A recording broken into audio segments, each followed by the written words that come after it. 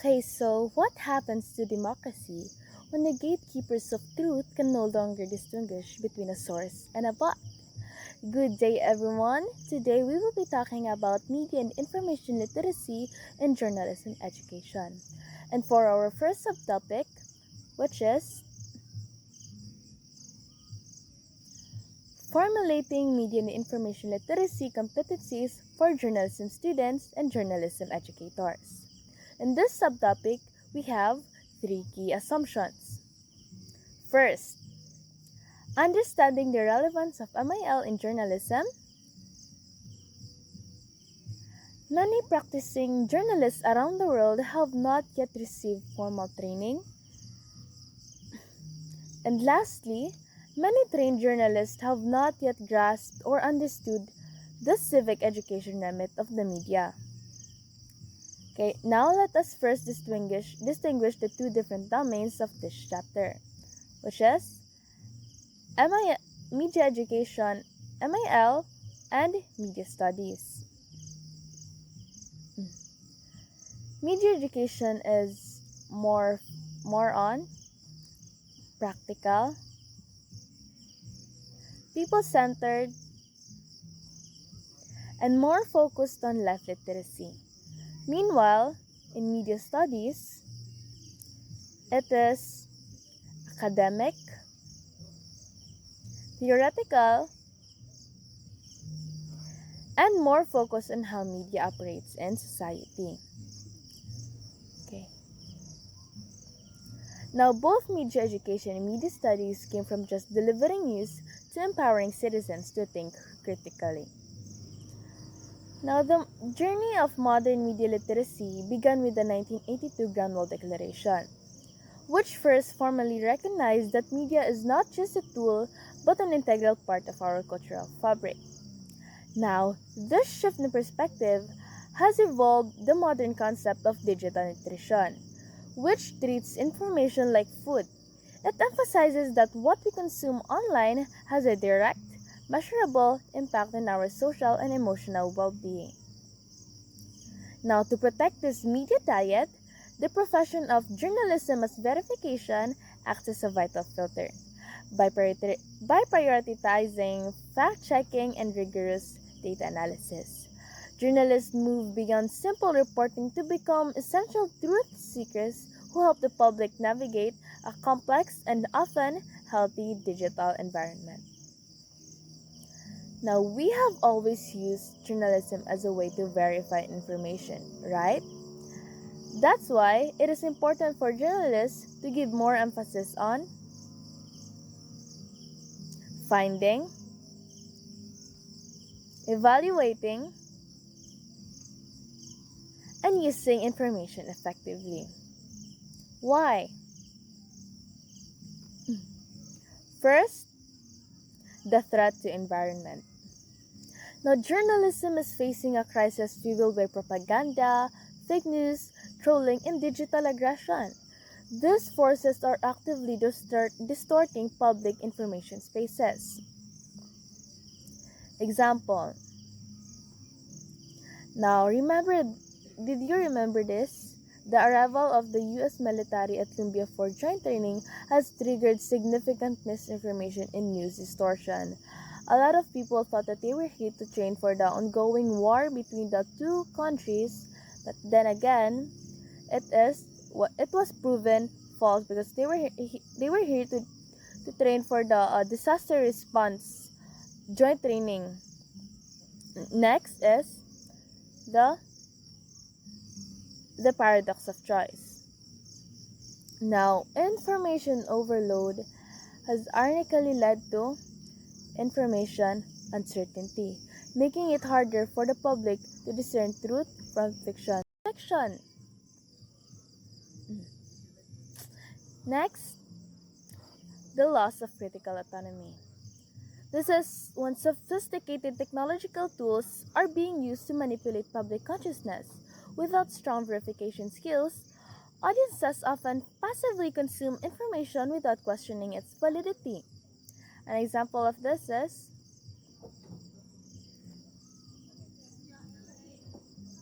such as deepfake, and AI.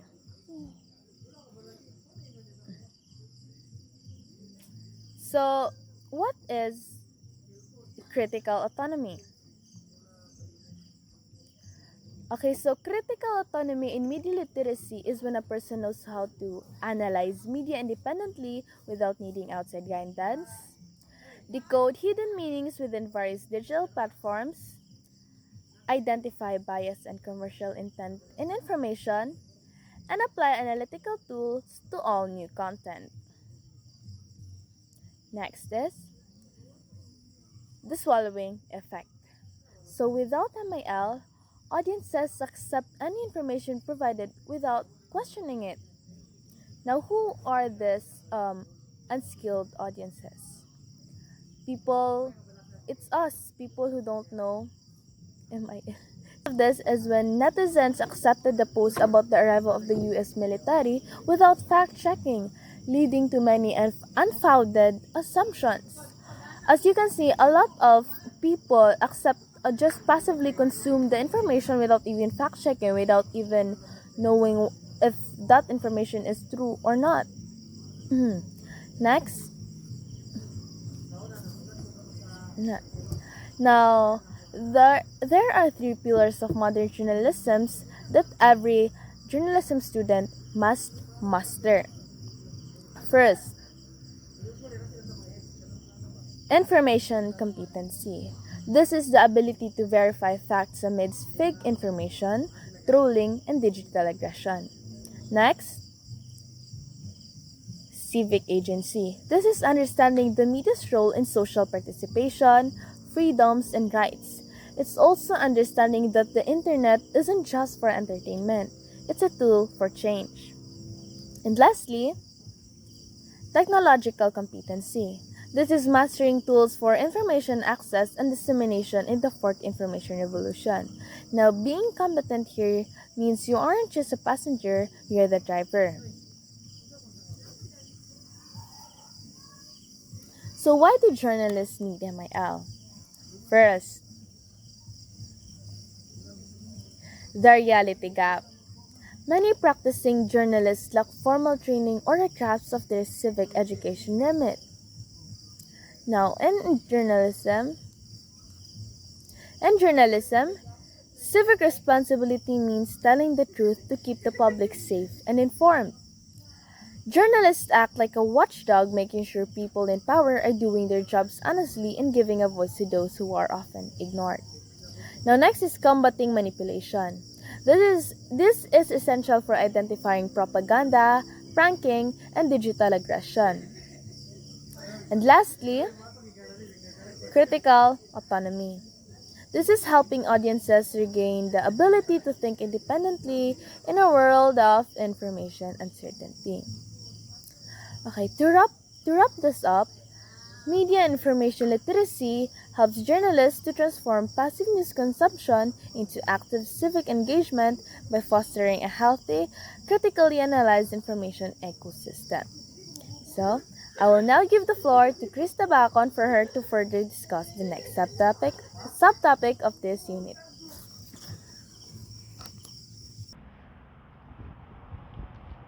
Press freedom is becoming restricted not only around the world, but also in the Philippines. Do you agree with that statement?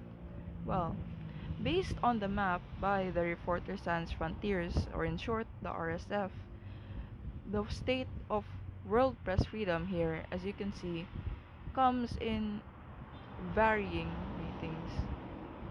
But let us focus on the Philippines.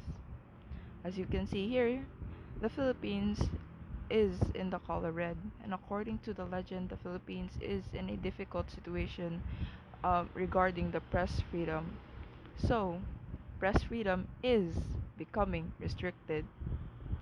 Now, hello, welcome to the second subtopic of Unit 2, Overriding Censorship and Boycotting with Media Information Literacy, a Citizen's Critical Autonomy. Now, before we fully delve into the topic or get into any more details, let me first give you a brief background of the title.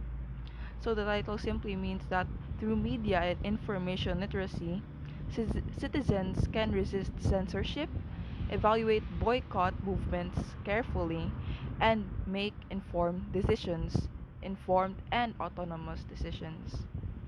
If you don't know what censorship or boycotting really means, don't worry, I'll define those terms for you later so you can fully grasp the title.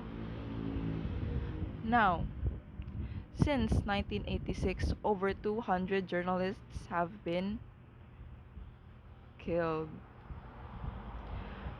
Yeah, since 1986. From late 2024 to late 2025, 67 have been killed, 503 have been detained, and 135 have went missing.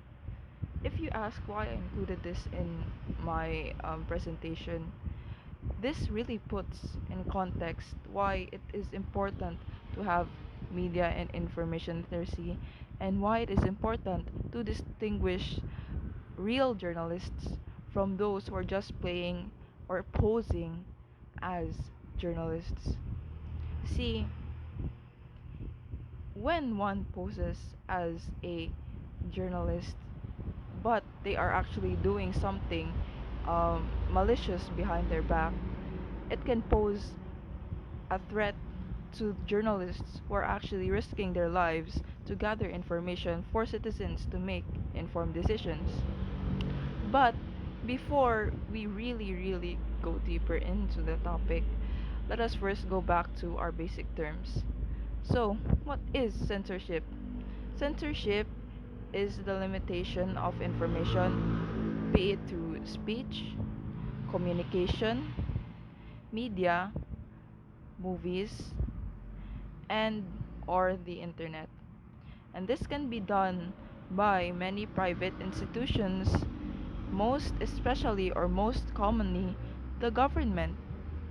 Now, boycotting on the other hand, boycotting is the refusal to purchase goods or to use services. This can be done by an individual, an organization, and even a country. Now, you may ask, why define these terms? As I've stated earlier, these terms are very important because they will be reappearing more as the discussion goes on. And these terms are also important to understand so that you can really put into context what this whole presentation or what the title is about. So, to really understand what to really understand why we need media information literacy or why a citizen's critical autonomy is important, let us let us first analyze how information circulates in society. Here I have a hierarchy or a pyramid, which I'm sure most of you are very familiar with. I'm sure most of you have seen hierarchies before. So, at the very top is the government, because simply the government holds information about laws, public safety, and decisions that can affect basically everyone. Citizens need this information to make good decisions. When the government hides information without good reason, that is censorship. And at the s- and at the middle is the media. So the media sits in the middle. Its job is to take information from the government and to verify it, to check it, like to verify it with other sources, to check it and transmit it to us, the people, in a way that we can understand. Without the media acting as a verifier or let's per se as a strainer or a filter of some sort, then it would allow the government to speak directly to the citizens. Therefore, this creates a huge possibility for them to feed us unfiltered information, which is basically just propaganda if you think about it. Basically, without the media acting as a filter for our authentic information, then basically, is our information even authentic? At the very end, at the last at the bottom tier of the pyramid is the consumers or the people. The people are at the end because the citizens or the consumers receive the information, decide what to believe, ask questions, and decide how they respond. The people are basically just the final judges of the information. However, being at the bottom doesn't mean that we are the weakest the weakest group in this hierarchy. It basically means that we are just the last destination.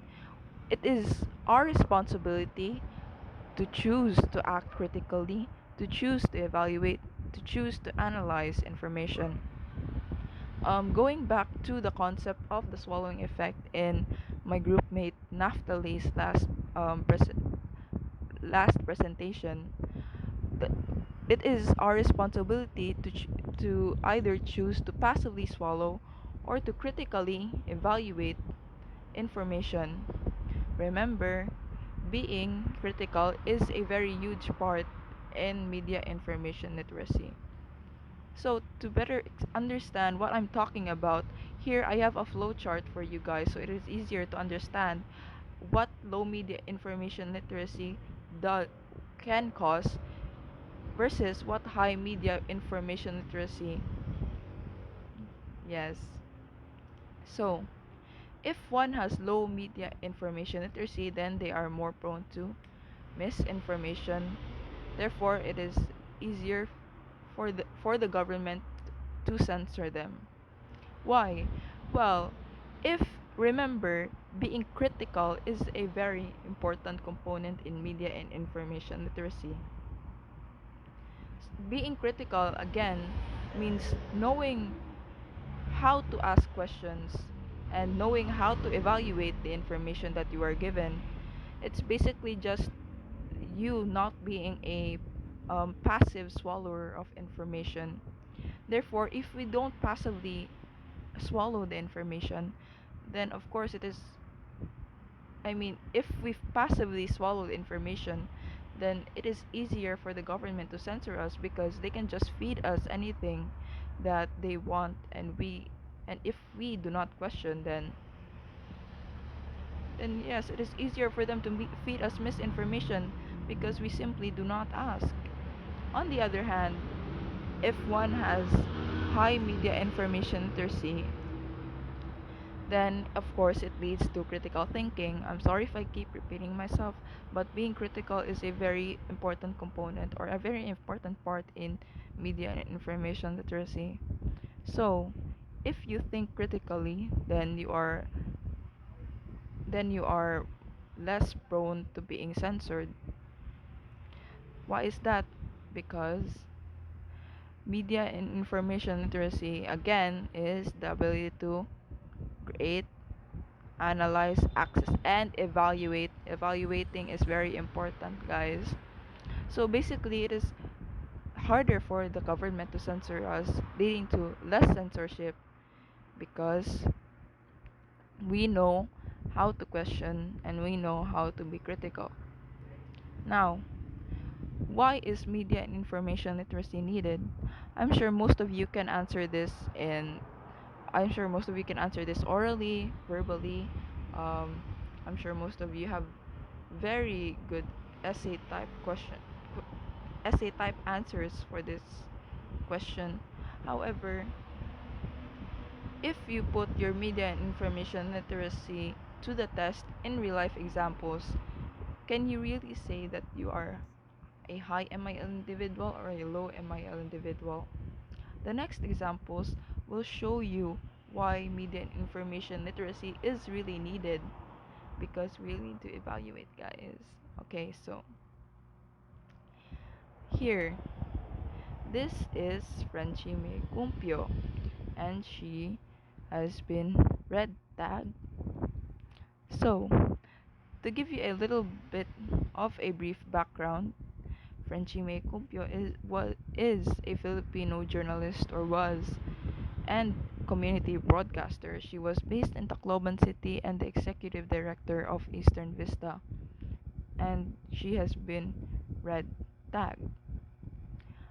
I want to know how many of you guys believe that red tagging is a codified term recognized in the legal jargons of the Department of Justice or any um, legal body here in the Philippines. I know that you can't answer directly, but just maybe answer in the comments. So, red tagging is not a legal term nor a crime recognized by the Department of Justice. As you can see here, the NT as you can see here, basically the Marcos administration has not issued any rule or executive order or policy that implements red tagging or even uses the word red tagging. Now, I'm sure that if you search red tagging even a legal term, you'll find an article of the Supreme Court of a Supreme Court case that has has the word red tagging. It doesn't necessarily mean that red tagging is already a legal term. It just means that there are some courts that recognize social phenomena, and there are some courts that recognize social phenomena to put cases into context and such. It basically just means that the Supreme Court recognized red tagging as a harmful as something harmful, but it did not necessarily integrate red tagging or codify red tagging into any legal documents or any laws.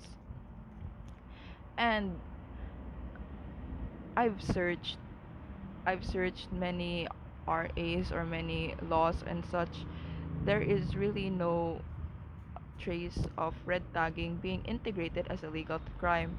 It is just basically um, a it is basically just like a descriptive term for like an if an individual would accuse someone of red tagging them, then they'd have to put like they'd have to what do you call this? They'd have they'd have to like identify what legal crime that has been committed in partner with red tagging, like was it libel, assault, or anything like that, because red tagging really isn't a crime. Okay, so furthermore, here are moving on. Here are like this is an article by the Department of Justice. As you can see here, the Assistant Director Jonathan Malaya said that red tagging is not a crime contrary to political and ideological discourses. Basically, it is just an attempt of the NPA to vilify the government. And here we have 𝘀𝘃𝗧 Ekgo saying that red tagging is not only a trademark of the NPA, but it's also a defense mechanism to again for for them to vilify the government. Um, Red tagging is commonly used by the NPA or any NPA members when they commonly get caught. Now you may ask, how does this relate to 𝘴𝘱𝘳𝘐𝑚𝑝𝑦𝑜? Okay, so let's take a look at this article here. Here we can see four rebel returnees presented by the prosecution. They said that they saw 𝘴𝑚𝑝𝑦𝑜 and her partner at a NPA camp handing a Commander tapetas, cash, and ammunitions in Barangay San Andreas on March 29, 2019. Now, let's go back to 𝘴𝘱𝘳𝘐𝑚𝑝𝑦𝑜's claim of being red tagged. Has she really been red tagged, or has she been crying, or has she or was she just crying that she has been red tagged because she was caught? Okay, so further evidence states that 𝘴𝘱𝘳𝘐𝑚𝑝𝑦𝑜 and her partner was not only a journalist nor an alleged NPA member, but also a financer of the Eastern Visayas Regional Party Committee. Basically, for those of you who don't know, the Eastern Visayas Regional Party Committee is a regional branch or regional arm of the NPA. Evidence showed that um, in their capacity as finance officers, they facilitated the delivery of cash and ammunition and other stuff. So they were not only a member, but they were also officers. Furthermore, here let's take a look at this article. During the raid, authorities seized a cash box containing 500,000 557,000 pesos of cash. If you guys don't believe me, here's a picture. Yeah, so that's her. Look at all that money. Remember, to see is to believe. Now, another example as to why we need media information literacy is to again not only evaluate but to also analyze. This is the the Italiano gold case. So the story goes like this. Apparently, the Marcos family has a vault of hidden gold. It was apparently like a lot of gold bars stored in a single vault. And they had that gold because they had that gold because there was once a royal family here in the Philippines that basically ruled the Philippines, and they were the Italiano family. Appa- Allegedly, the Italiano family hired Ferdinand Marcos Sr. as their lawyer, and for his efforts and his troubles, they they gave him hundreds and hundreds of gold bars in compensation. And apparently it's hidden in a vault somewhere. So it isn't it a very otherworldly or a very crappy story? So here's a graph that shows how popular the Galliano gold myth was during the 2021 or 2022 elections. So here are the keywords. Taliano being the highest, followed by Marcos. So it's very concerning that this was very trending because who knows how many people believe this. Now here is concrete proof that people actually believe this myth. As basically what the commenter is saying.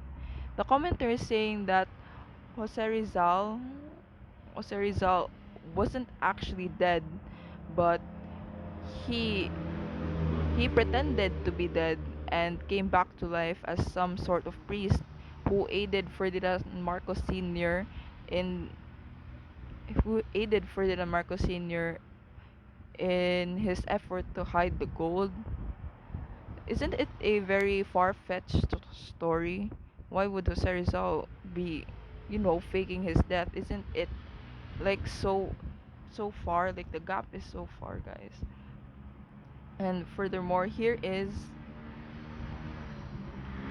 yes, here is um another testament as to how as to how popular the Italiano gold controversy was during the election period. Uh, this video basically had about thousands of views, which is very concerning because it was very obviously a ploy to get more votes for the Marcos party, but people actually ended up believing it. Now, before I end this topic, I will leave you all with a quote. If media fail to self regulate on certain societal issues, then they run the risk of inviting more government regulation. What does that mean? Well, it sounds simple, but basically it's just when media spread false claims or misuse terms like red tagging, governments gain a justification to censor us further. This regulation, I mean, this often, this regulation often takes the form of censorship. Not less censorship, but more censorship. Basically, media and information literacy helps prevent this. When citizens demand evidence, reject false claims, and do not believe victim stories without proof, Then they pressure the media to be accurate. Accurate media do not give governments an excuse or a reason to regulate or a reason to censor us. So, would you so would you guys like to know about monitoring and moderating media messages especially to reduce negative impact on citizens? Well, I'm handing the mic to my fellow reporter, Kerby C. Allare. Give him a round of applause, guys. Round of applause.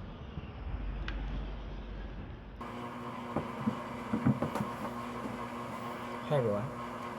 Have you ever shared a post online and later found out that it wasn't true? Well, in today's media environment, one small fake news can reach up to millions of people in seconds, shaping public opinion, emotion, and viewpoint. Ladies and gentlemen, welcome to Monitoring and Moderating Media Message to Reduce Potential Negative Impact on Citizens. I am Kirby, and I will be taking you all into this incredible journey. So, let's go. But before we start, here are my key goals for my presentation. First, we have journalism versus censorship. Next is empowerment of myself through MIL, educating journalism education, and editorial accountability. So, let's go. So, cases involving unsubstantiated media are often used to justify censorship. But what is unsubstantiated media? Well, it's basically media with no substance or no basis or street name fake news. And when information is wrong or comes from unreliable sources, it can twist media messages and manipulate the people. Because of this, some people believe that stricter control of media content is needed to stop misinformation and protect audiences. But should that really be the case? Let's look at this survey. So, according to Digital News Report 2025, this here is a chart on the disinformation threat here in the Philippines. And concern over online disinformation has reached a record high of 67% of Filipinos, showing increasing public awareness and anxiety about false or misleading content online. And we can see here that 55% are from politicians or political parties. Next, we have online influencers or personalities, and then activists or activist groups, and even at 35%, news media and journalists. This indicates that this information threat is not just limited to one group, but it can spread to thousands of organizations or groups, even from those that we usually trust. Now, looking at the channels where disinformation spreads, which is here, Facebook ranks the highest among them at 68%, making it the most common platform where Filipinos encounter false information. And this is also due to the fact that we Filipinos are most familiar to Facebook. Then, this is followed by TikTok at 48% and YouTube at 39%. And this shows that social media plays a major role in spreading misleading content online. Meanwhile, platforms like X, Instagram, and messaging apps like Telegram and WhatsApp also contribute, though at lower percentages. Overall, the data shows that disinformation is spread widespread across both sources and channels, making it harder for people to identify what is true and what is not true. And the increasing concern over platforms like these highlights the need for stronger media literacy, fact-checking, and responsible content sharing. Well, to visualize, I'll give you guys some examples of some disinformation here in the Philippines. First, we have this post. Why do you think this is false? Well, the post claims that Mayor Rolando Clark's-Oy is suspended and that 𝘧𝘢𝘬𝘴 Rodriguez becomes the first female mayor of Cagayan de Oro City.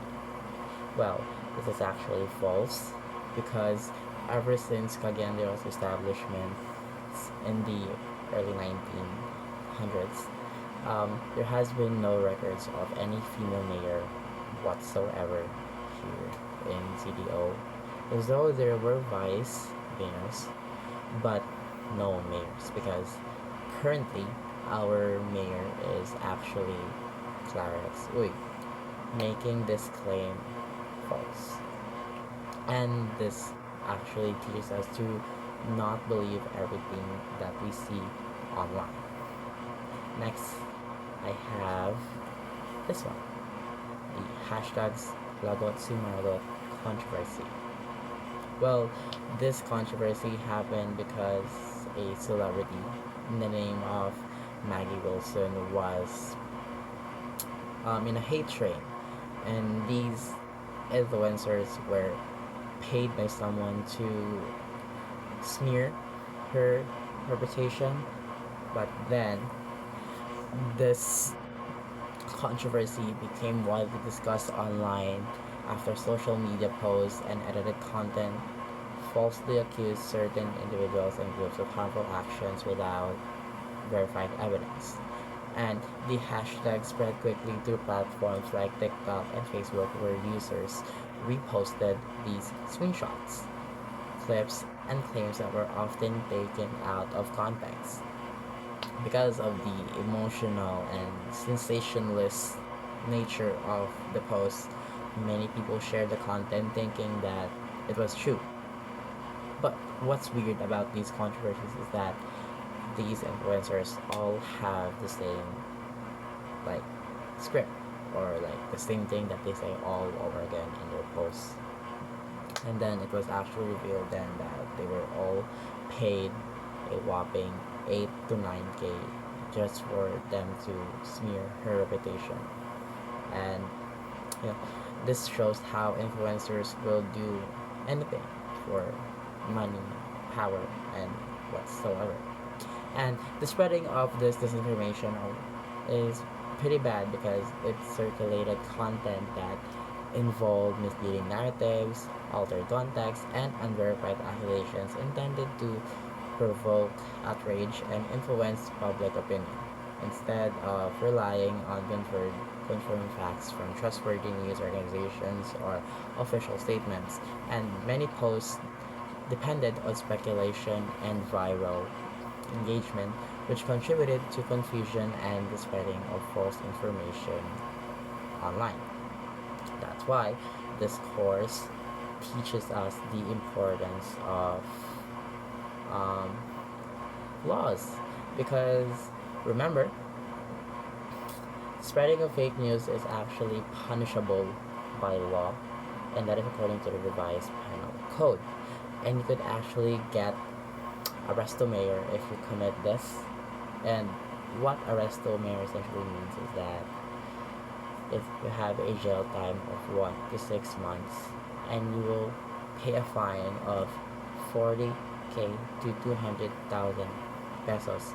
And yes, spreading of fake news is that worse or bad. And then that's why, as digital citizens, it's important to, number one, be media literate, information literate, and technology literate. Because with these three literacies, we become more responsible in consuming or reducing media messages, collecting information, and overall becoming a more digital citizen. Moving on.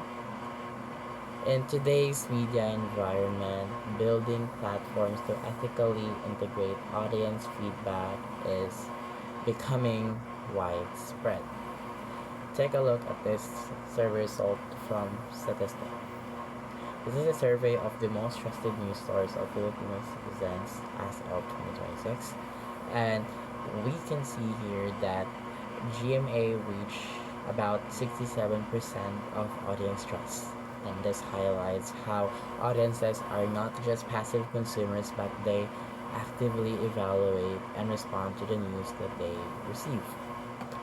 Other media organizations such as the Daily Inquirer, TV5, and ABS-CBN also maintain a relatively high trust rate. However, the data also reveals a gap in public trust across different brands, with some outlets experiencing higher levels of distrust compared to others. This suggests that while traditional media institutions still hold significant credibility, trust is not just the same for everyone, and factors such as political bias, audience perception, and the spread of disinformation really affects this. And if we look at Grappler here, it has the highest distrust level among the platforms. And do you guys notice something in the data? Well, most of them are mainstream media, and even these outlets are not exempt from fake news. And the problem is that the fast pace of gathering, editing, and publishing news can limit how well journalists control the quality of what they release to the public. Moreover, establishing editorial policies control what is aired or published. Speaking of what is aired or published, there is an organization here in the Philippines that monitors and moderates that, which is the Movie and Television Review and Classification Board, or MTRCB. And so, let's talk about MTRCB, baby. Well, let's rewind for a bit.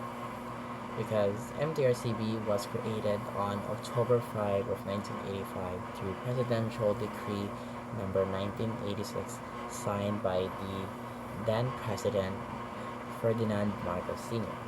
And the role essentially of MTRCB was that it was an oversight of TV, news, and public affairs programs, and it regulated and classified motion pictures, television programs, and publicity materials to ensure that they aligned with Filipino cultural values, protecting children and empowering parents. But through the years that MTRCB has been in the biz, they have faced quite the controversies on censorship. Some say that MTRCB has a tendency to stifle creativity, press freedom, and tamper with the media. An example of this would be number one, the Lost 𝘚𝘵𝘱 documentary. Because, are you guys familiar with this case? Viewers? Well, this gained a lot of traction back then because over 30 𝘚𝘚𝘱s vanished between 2021 and 2022 in Luzon, that is often linked to alleged violent foul play in 𝘱𝑚 or online cockfighting operations. And this documentary was about that case because this documentary was actually set to have a public screening on Cinemalaya 2024, but was halted by MTRCB due to security reasons. And up until now, GMA is still fighting for the rights of this documentary to be shown to the public, and even the masses are wanting to watch the documentary. But the thing about this case is that even the senators, the officials during the 2022 hearings, cannot do anything about this issue. And I think that just shows how powerful the people who are behind all of this. Because imagine this. Over 30 lost 𝘚𝘚𝘱s, but not a lot of testimonies from other people. And, as we speak, there's actually some things that have arisen from the case, like how the bodies were allegedly on the Taal Lake, and they were actually dumped there, according to a testimony. And even though Los Tabangeros may have been blocked and whatnot, it is still, we cannot deny the fact that it is still one of the most dangerous and courageous investigative documentaries that GMA has produced to date, and they're still fighting for their rights. No, and it's just sad that this documentary might not even see the light of day for really everyone to see. And anyways, besides teaching basic journalism values, journalism education should also focus on key skills that manage and monitor media content for the public's good. And one would be, first up is cognitive psychology. This is the basic psychological training in the area of cognition. It's how people come to think and respond to new information, how they know, learn, and understand information. Next is emotional literacy, adopting the audience's viewpoint to anticipate emotions. It's emotional literacy in the standpoint of citizens, and in a way promoting MIL as a bridge to stimulate critical thinking in audiences. And lastly, we have this, civic consciousness. But what is civic consciousness? Thing, it's fulfilling civic duties to support common good. But what even is civic? Well, civic means relating to duties and the rights of citizenship. And if we add up all of this, from cognitive psychology to emotional literacy and civic consciousness, we get this, a refined journalist. And this is employed through being, number one, being consistent. Number two, being compassionate. And number three, being open-minded. Are you open-minded? Okay. So, now that we established this, I'd like to ask you all, and before the really big question, I will repeat the three things that is important in a refined journalist, which is number one, being consistent, being compassionate, and being open-minded.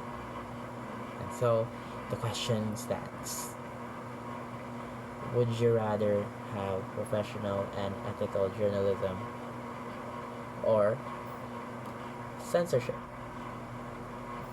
Of course, no. We should also always strive for censorship. Joke. No, we should always strive for professional and ethical journalism, because according to UNESCO, professional and effective journalism is more effective and sustainable than censorship. And to conclude, making ways for people to share their reactions to media, sharing those results openly, and using feedback responsibly helps improve how messages are communicated in the future. Ultimately, the most effective and sustainable way to protect citizens from harmful media is by empowering them with media and information literacy. And so, I have a question for you guys.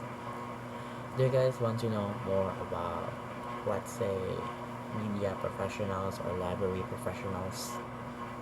Well, don't ask me, ask Alyssa. That's all. Thank you.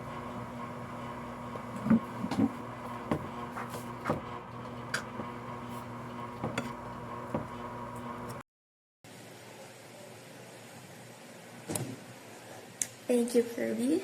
So before we start, guys, I have a quote from Jan S. It says, "We are drowning in information but starved for knowledge." And actually, I think it really reflects the reality that we are living today. So yeah, to further discuss about that, good day, ladies and gentlemen. My name is Alyssa Mae S, Sarip, and welcome to Building Bridges Between Media Professionals, Information, and Library Professions through MIL Promotion. So before we start, guys, I have a light activity for you to do. So I want you to complete this sentence, which is, information society today is not lacking information. We are blank. So I'll give you a little bit time to think. That's right. The answer is, we are overwhelmed by it, because every day we are exposed to different or like endless stream of contents, such as news, videos, social media posts, opinions that actually comes from different platforms and different sources and merge all at once. And because of this, instead of becoming more informed, we are actually become more confused. And we don't lack information, because information is everywhere in today's society. And what we are actually struggling is actually filtering the information, understanding the information, and verifying the information in which actually once is true and which actually once is not. But this is not just a speculation, guys. I have the data to show you that actually supported what I am saying right now. So yes, here it is. This data is from Statista. So, as you can see here, according to recent data, by 2026 or present, the global volume of data is expected to reach 221 zettabytes. That's a lot. That's not just a lot, that's a lot. And it has an increase of 22.09% from 2025. So with that, it clearly shows that information today is not just increasing, but is actually accelerating. Because from 2025 and 2026, the gap between these 2 years is actually big. And it shows that information is not just growing, but it's growing very fast. Like that speed is very, very fast. So we don't know what might happen in the future, but yeah, it keeps growing and expanding. So with that, from this data, it really shows that information today is fast and massive and constantly expanding beyond what we can fully process. And in this economy, it becomes harder to distinguish between what is real and what is not. So, what more can we do? Oh, guys, did you see that? Or am I just the only one saying it? That's a virus, right? Do you have any idea what this virus is called? That's right. This virus is called fake news. How come fake news become a virus? Well, remember the 𝘃𝑗𝗏 discussion? It was explained that fake news behaves like a virus because it spreads quietly, quickly, and even without us noticing it. So it really behaves like virus. Now I have a fun little activity here again. So complete this sentence for me. I'll give you a little time to think. That's right. The answer is asymptomatic virus. So asymptomatic virus means it appears normal, it looks credible, and it looks convincing. So it means, in other words, or simpler, it doesn't immediately show signs that it is false. So fake news is like that. It looks good, it looks believable. So that's why many people believe it. And it doesn't immediately show signs that it is actually false, like there's no corrections or slightly errors on it unless you really verify it. That is how fake news really works, and that is the characteristic of fake news. So it is really an asymptomatic virus. And did you also know that people can be carriers too? Just like a real virus, there's people can be carriers simply by just sharing information online or not even online, and that information is false, so that person did not verify it and you become the carrier in that part. So that's why think before you click. Now I have here another fun facts about fake news that is from the study by MIT Media Lab published in Science. So it says that false information or fake news spreads 6 times faster than true news. You can really see the difference between them. Another fun fact is fake news reaches 1,500 people in about 10 hours, while truth takes about 60 hours only. So that's kind of like really sad, because you can really see the difference between the truth and the fake news. And lastly, fake news are 70% more likely to be shared. So the other 30% must be the truth. Or must be the truth. But it's still more than half.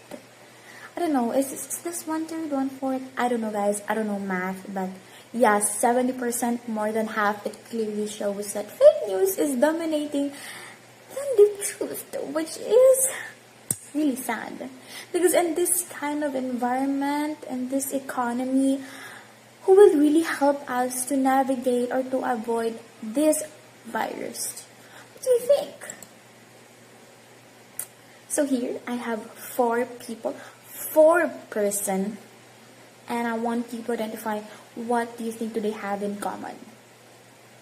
Aside from smiling, aside from glasses and such, I'll give you a little time to think. That's right. Their professions. They are called library professionals. Now, library professionals are the librarians, library assistants, archivists, I don't know if I'm pronouncing that correctly, and information specialists. So, what do they do? What is the role? So, first is they provide access to information. So, they provide access to different sources of information. This includes books, digital resources, and online databases. So, they make sure that information is available to everyone who needs it. Another role is organizing knowledge resources. So they organize information in a structured way. So in that way, it helps the users to find what they are looking easily. And also, it prevents confusion in large amount of data, because I know it is really overwhelming because there's information here, information there, and you don't know what to pick. And with the library professionals, it will be more efficient to find information with them, because they are organizing the information in a structured way. So what I mean by structured way, they can base it from the title, by the authors, by the years, and such, and shots, and such, and so on. So another role is they assist research and learning. So they support students and researchers in their work. They guide them in gathering and using information properly. So it improves the understanding and learning of a student or a researcher. And lastly, they guide users to reliable sources. So they are not just information provider, but information provider, but they also help users to identify credible and trustworthy information, because guys, in this economy, it is really hard to find an information that is actually true. And with them, they will really help you to how to identify these credible informations and trustworthy informations. And they teach you how to evaluate sources carefully so that you can avoid being affected or being, being harmed by the fake news virus. So this is important because not all information is true or accurate, especially online. So it is really important to have these library professionals to guide us, to love us. So that is for library professionals. So I have here another 4 persons, another person. So do you have any idea why these guys, what do they have in common? You guys already know now. That's right. They're professionals. They're professions, but they are called media professionals. Now, who are these media professionals? Can you give me an example, Sarip? I'll show you. So media professionals are the journalists, of course, reporters, news anchors, editors, and content creator. So they are really in a different fields. And media professionals are the ones, or are the individuals who create, who process, and share information through different media platforms. So that's their main rule. Now, what do they do? First, they create and distribute information. So they produce and share content through television, to radio. They also print and of course post in digital media. So in that way, it allows the information to reach a wide audience quickly, because that is their goal. And their content actually shapes public awareness. So another role is the report news and events. So they report current news and important events logically and globally. Logically, locally, and globally. So it will keep the public informed about what is happening around them. So they are often the first source of real-time information. So they are like the eyes and ears of everything around us, you know. So they are the one who will tell us, or who will share the information they got. That needs to be true, because of course. Another is inform the public. So it's totally the same. It's totally the same with the news anchors and the previous roles. They share the information they've got to the public, so that the public will know what is happening around them, especially an event that is actually affecting them. So it's really important. Not just an event, but maybe politicals, you know? Especially right now, the politics is very, very messy. Anyways, politicals, maybe the typhoons, the weathers, such and such and such. There's so many more that actually happens around us. So they're the ones who are informed, who will announce. It can be in post, it can be in TV, in radio, and different media platforms. And lastly, they promote accurate information because they aim to deliver verified and factual content. Because of course, guys, the information they're about to share need to be verified, because it is shared to public and public will absorb it, the information they've got. So they really need to verify it. They really need to have the evaluation and analyzing and critical thinking skills to actually verify the information they've got online, so that they can be able to share it to the public. So it is really important to have these skills, especially when you are in a media professional field.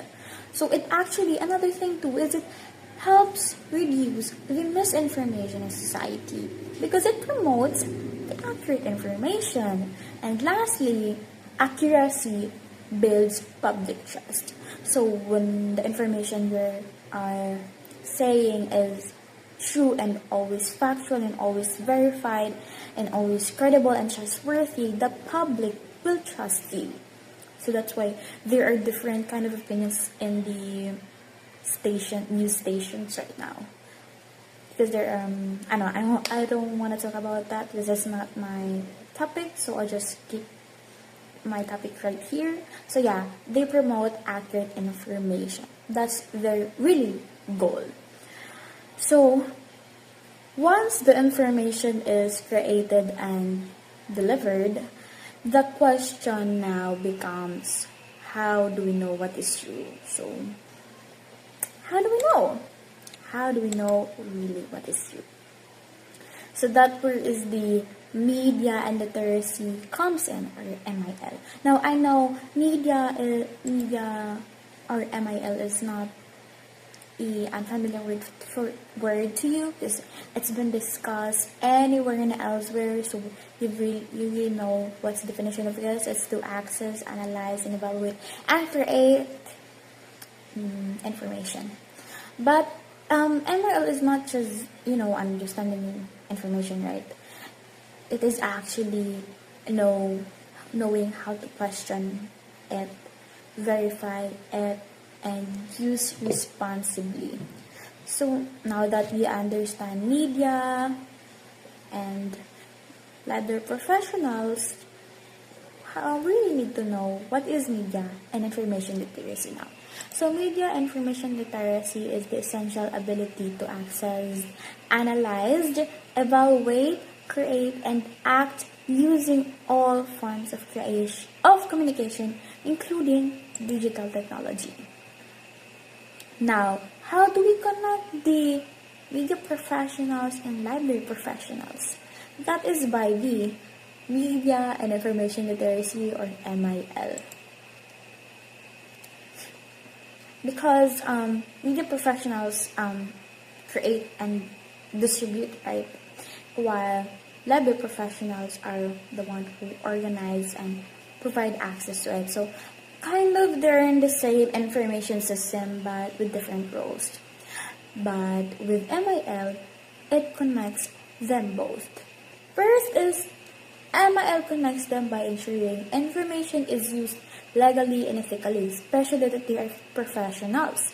So they really need to use the information in an ethical way. If someone, especially media professionals, they interview someone, of course they need to ask permission first if that person wants to show her face, if that person wants to show his or her face, the name, the age, the voice, the data, such and such and such, and also ask permission. And also in library professionals, because they also need to do they also need to get information, or to have the information in ethically and legally ways. So they're not forcing someone to do such and such and such. Instead, they are asking permissions. They are doing it in a ethical way, because again, they are professionals. Another is MIL connects them because both teaches how to check credibility and accuracy. Because in library professionals, they teach you, right, how to verify and credible and trustworthy information so that you can avoid misinformation. And in media professionals, they promote accurate information because they are the one who delivers it. So of course, the information that they've got needs to be verified, needs to be credible and reliable. So both of them teaches how to check credibility and accuracy. Another is MIL connects them by promoting careful judgment and avoiding misinformation. So it's really much the same. They reduce the misinformation by doing careful judgment, by analyzing, by evaluating. So they really use those skills so that they can avoid the misinformation. And lastly, MIL connects them by ensuring information is reachable and available to all. Now, we all know that library professionals provide access, right, to everyone, especially the ones who really need it. And in media professionals, they create information to all, like they share it in different kind of media platforms to really distribute the information they've got into a large audience. That feels the same with the library professionals and media professionals. So both of them makes or ensure that the information is reachable and available to all. Now, the conclusion is when you add media, that plus is MIL, or Media Information Literacy. So media plus MIL, no, media, MIL, and library, it creates to an informed society guided by the truth. So, in a world where information is created instantly, shared endlessly, and sometimes distorted silently, how do we ensure that what we believe is truly informed and not just widely accepted? That's my question to you, and it's up to you. How do you answer that? So that's it. That's the end of my presentation. Thank you, guys. But yeah, I have another question too. So when we talk about the information such and shots, where do we find or where can we get this information? Like what are the kinds of sources of information? Well, actually, that can be answered by Biggie. So Biggie, take the stage. Bye, guys. Bye, all. H.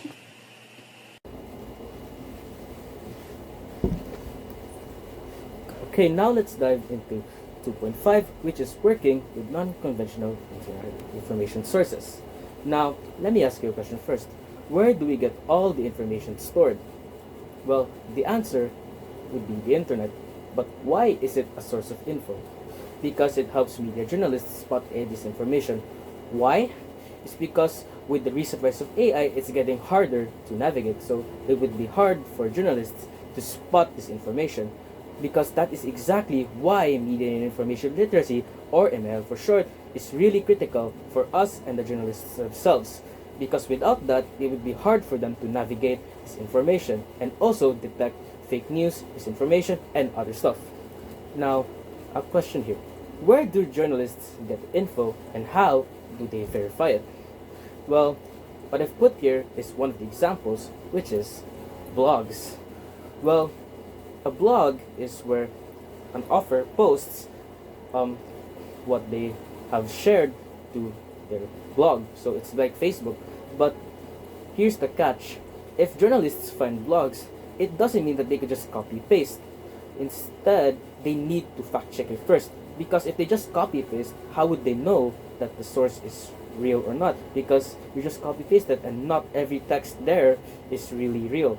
So what they should do is find the text and check if the source is connected to it, or if there should be a source, because there should be a source in order to have evidence. Because without a source, how would they know that it's actually from a blog, that it's actually from a book, or any other literary material?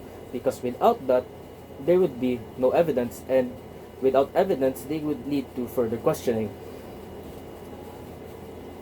Well, in this quote, according to Hymna and Adjumets in 2022, researcher Kutzklem notes that a lack of resources in the newsrooms also results in a lack of skills for data analysis. So, what researcher Kutzklem says is that when there's no resources in the newsrooms, it would also result in a lack of skills for analyzing data. So, without resources for newsrooms, it would be also hard for journalists to learn about data analysis.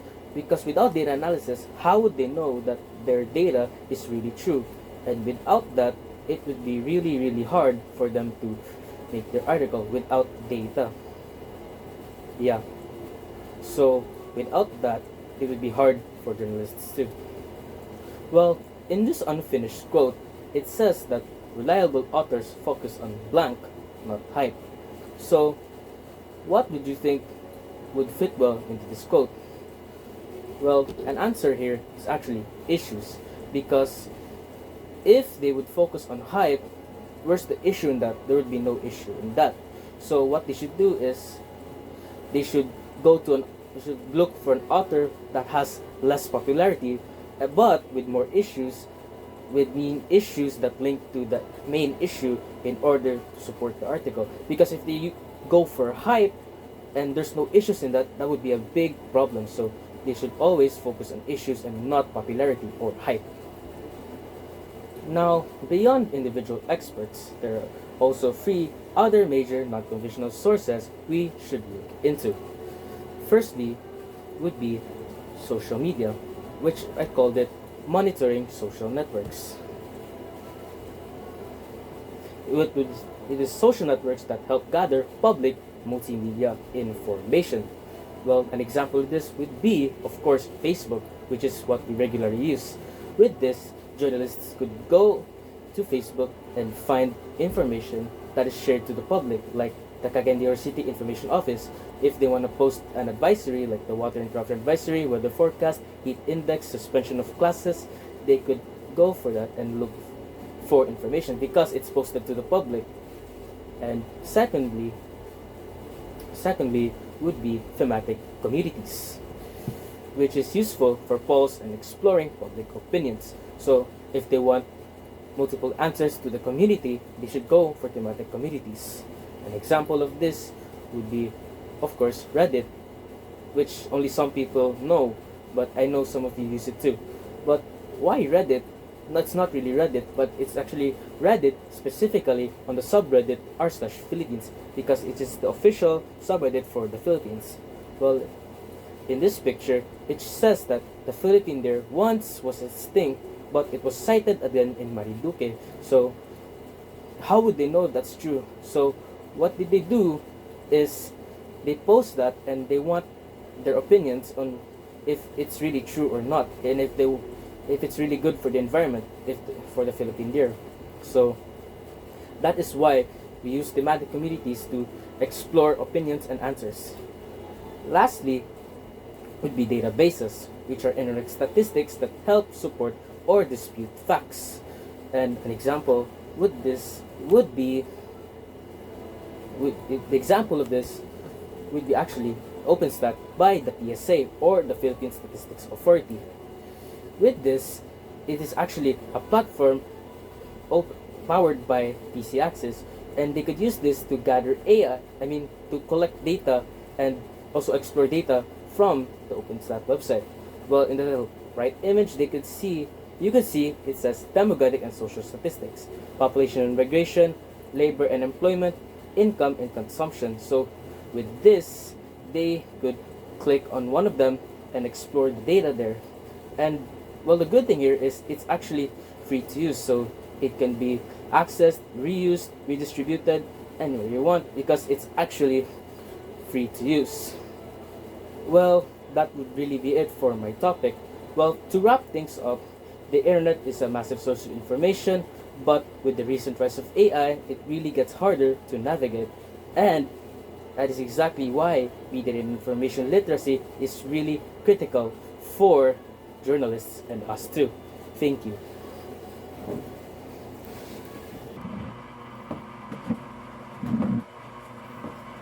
Hello everyone, I'm back again with a new topic which is titled The Gender Perspectives of MIL as a Tool for Promoting Gender Equality. And yeah, I will be discussing this with my partner Grachielle, but for the meantime I will be recording the first part of this report. So, media has a strong influence on how people think, act, and view others and society. Biased media often reflects a lack of training among media practitioners, and without gender-sensitive education, media content may spread stereotypes, discrimination, and unfair portrayals of women and men.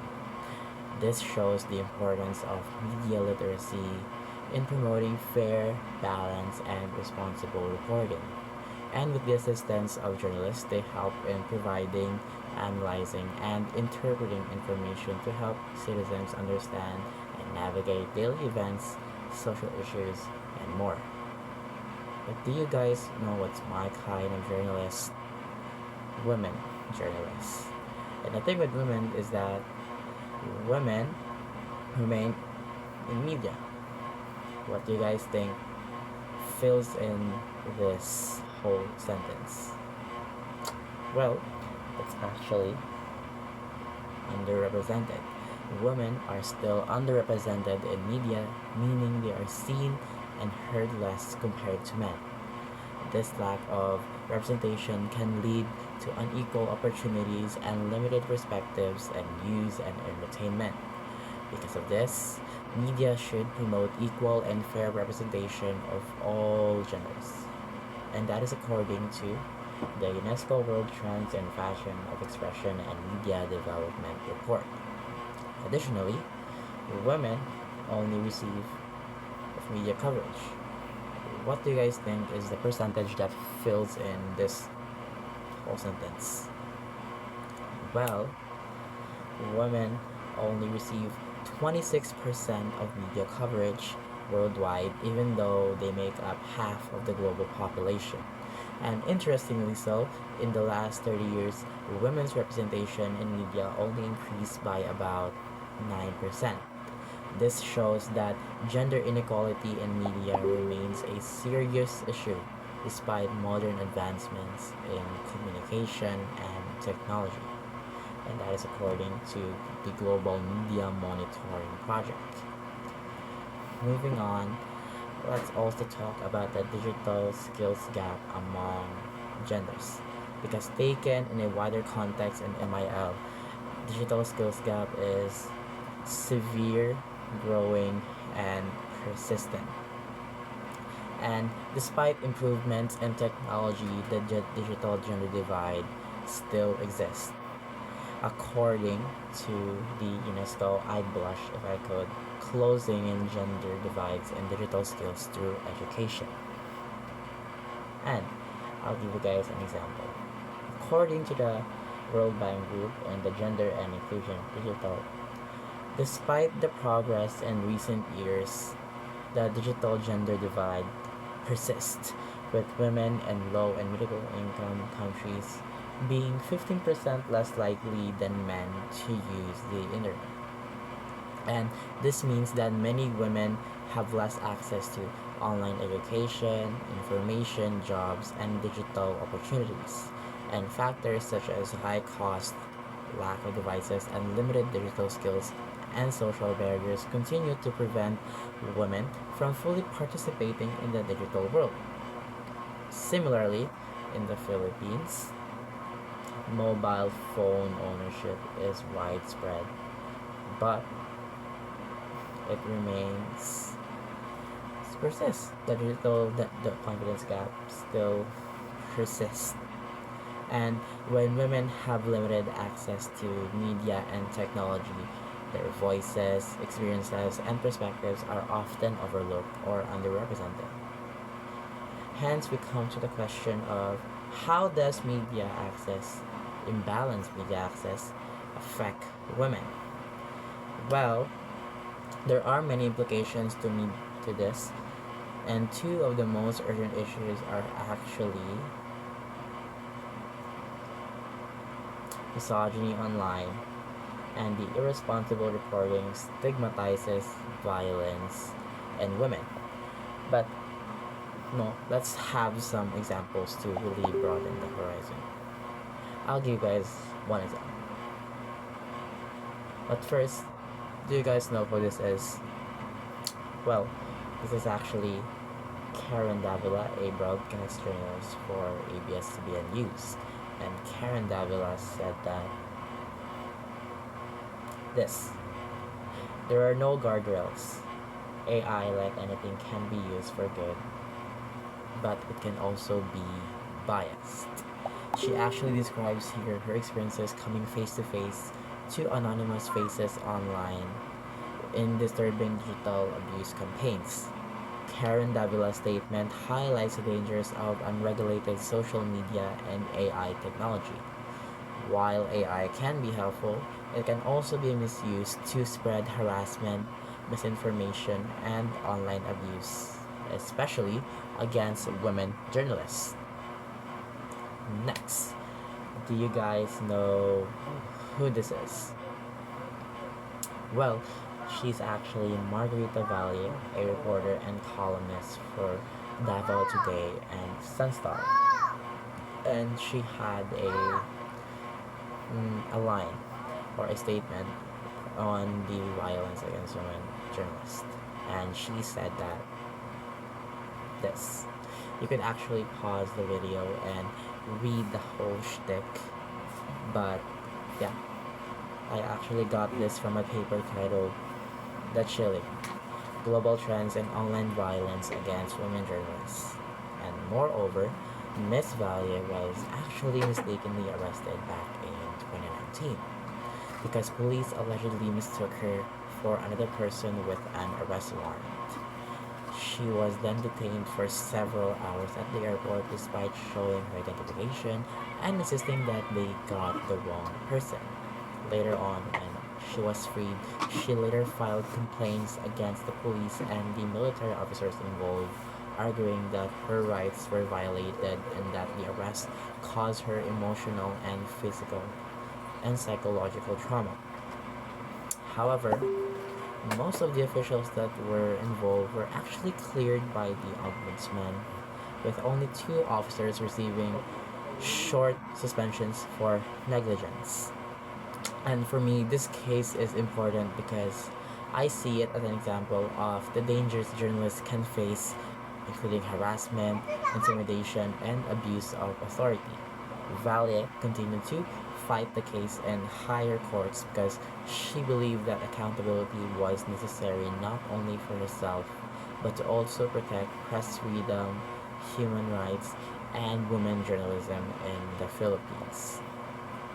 Additionally, in a illustration from Writers Institute of Study Journalism, International Women's Media Foundation, and Global Media Monitoring Project, they had this infographic that said that 1 in top 4 editors are women, 1 in 3 reporters are women, and 1 in 4 experts interviewed are women, meaning that fewer women report the news, fewer women hold powerful positions, and fewer women are recognized as experts. But for me, it's not on the gender, because if you actually look at our society, these types of corporations, they look for the credibility, the qualifications, and it doesn't matter whether you're a man or a woman, as long as you're qualified and you fit the job. It's qualifications over gender. And to continue on, UNESCO actually, in collaboration with media experts and professionals, have already developed gender-sensitive indicators for media to promote gender equality and the empowerment of women through this. And with gender-sensitive indicators, this includes newsrooms and content. And yeah, this really helps women journalists navigate the troubled waters of gender inequality in media. Speaking of gender inequality and troubled waters, I'll show you guys an image. The image is titled Merging Oceans. This shows how either media can either divide or unite people when it comes to gender issues. And yeah, this really shows here how media can either make or break gender equality. And when it comes to sharing media is not just mainly for sharing, and in MIL it also educates, and media actually also helps in creating a more equal society. And oh man, I'd actually like to talk more about this, but my partner Grachielle will be continuing on this report, and I hope you guys will enjoy her report and learn more about women journalists here in the Philippines. That's all. Bye.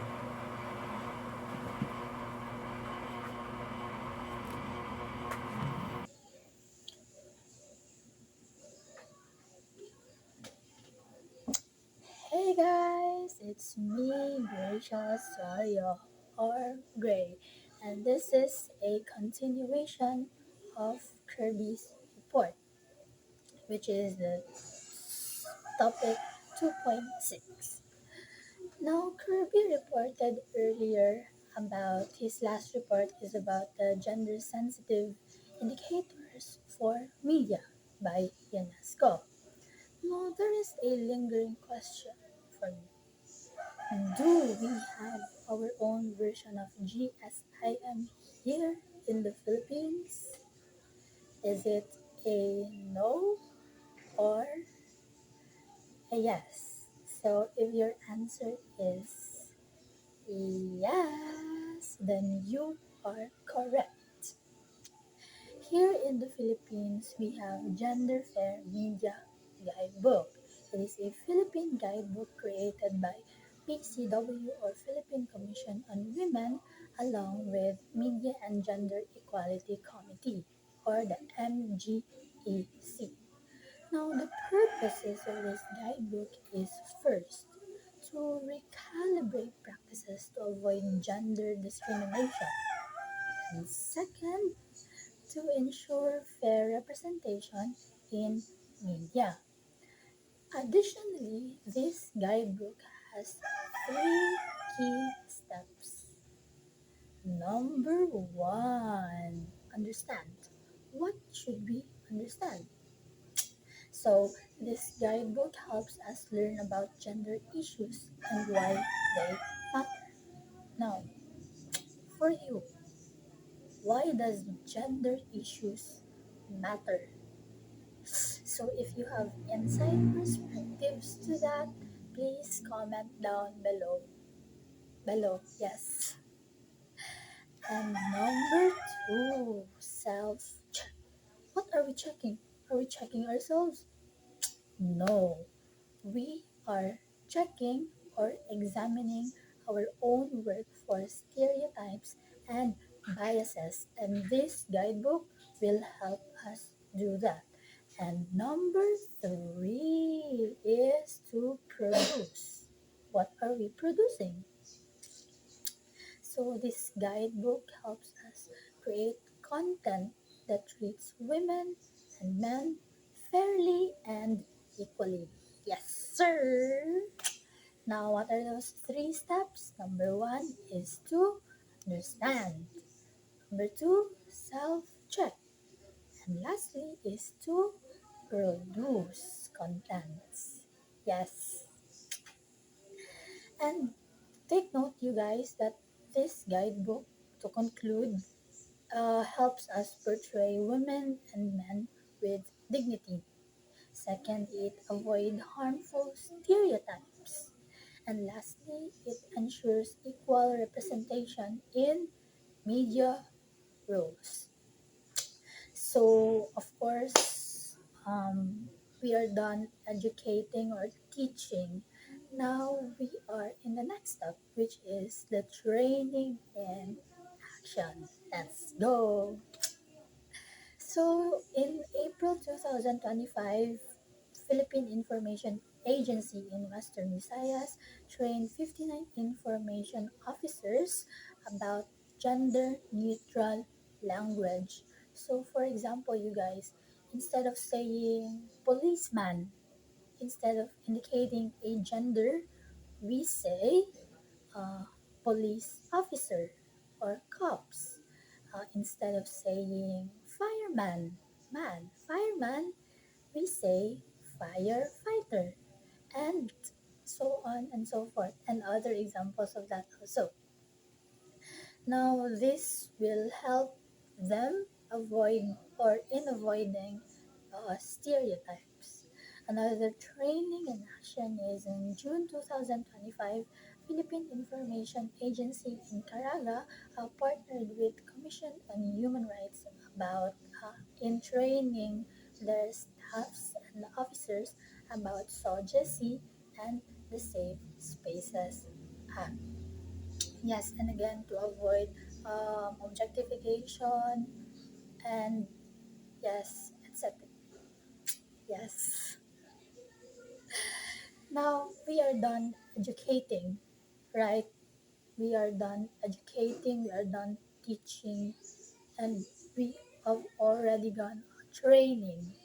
Now we will go to enforcement. Yes. Enforcement. What are we enforcing? So an example for this is this one. PCW statement on ending the sexualization of women in online ads. Human dignity, not their commodity. So, in July 29, 2025, PCW stated, dropped this statement about sexualization of women in online ads.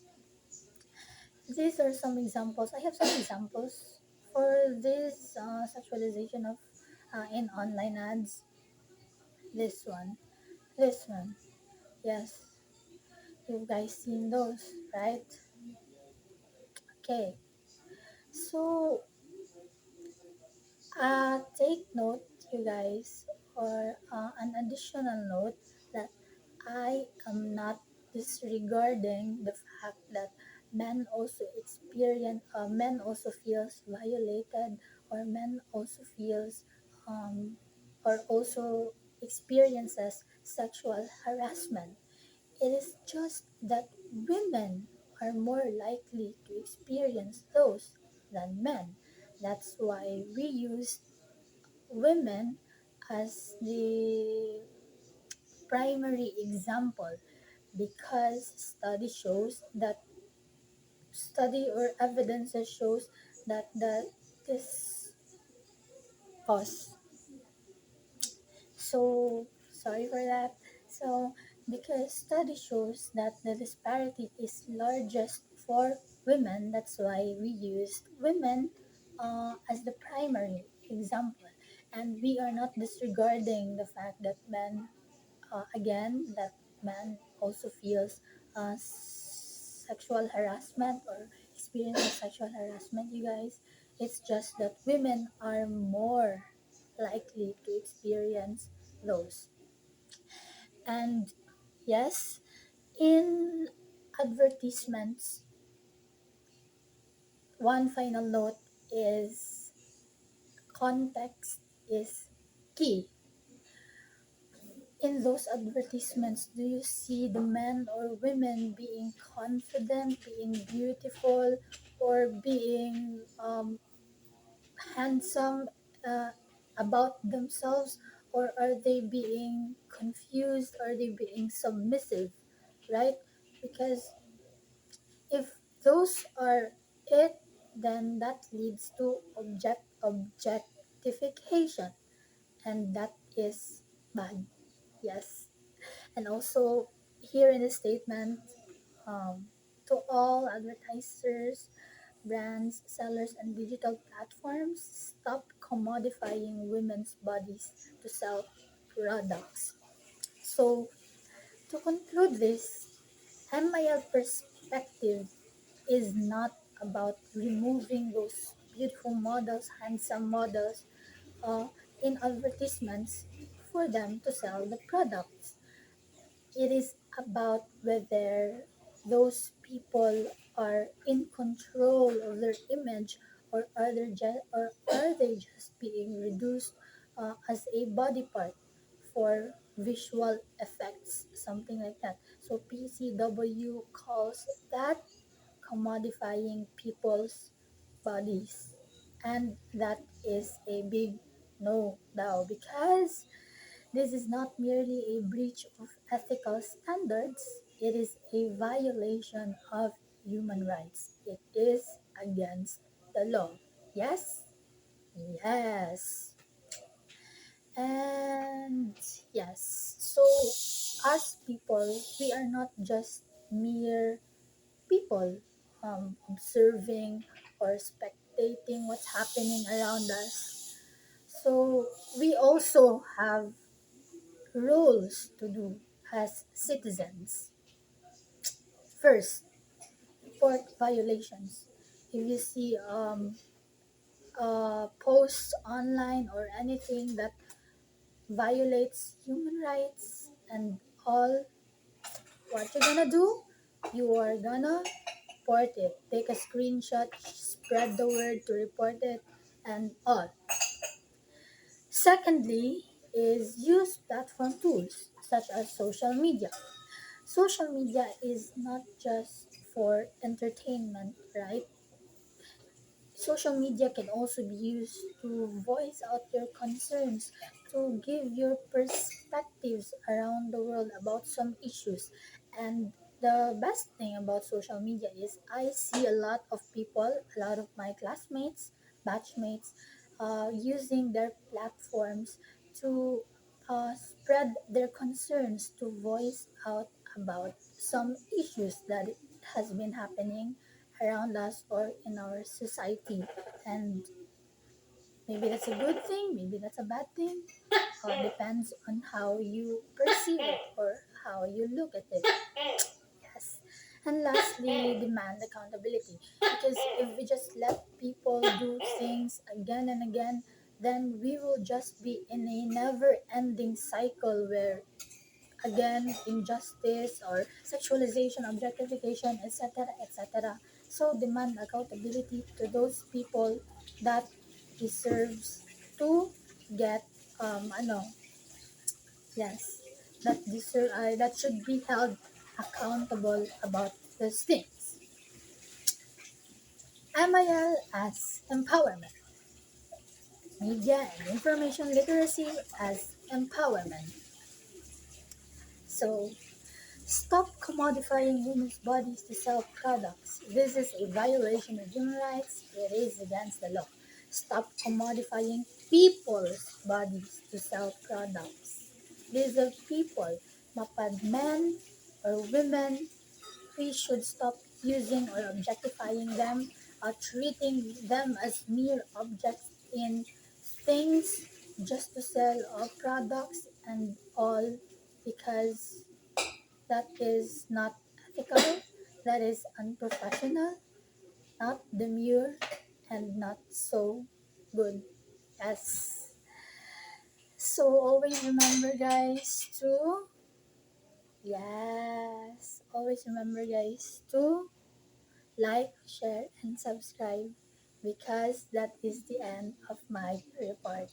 Thank you. Yes. Thank you so much.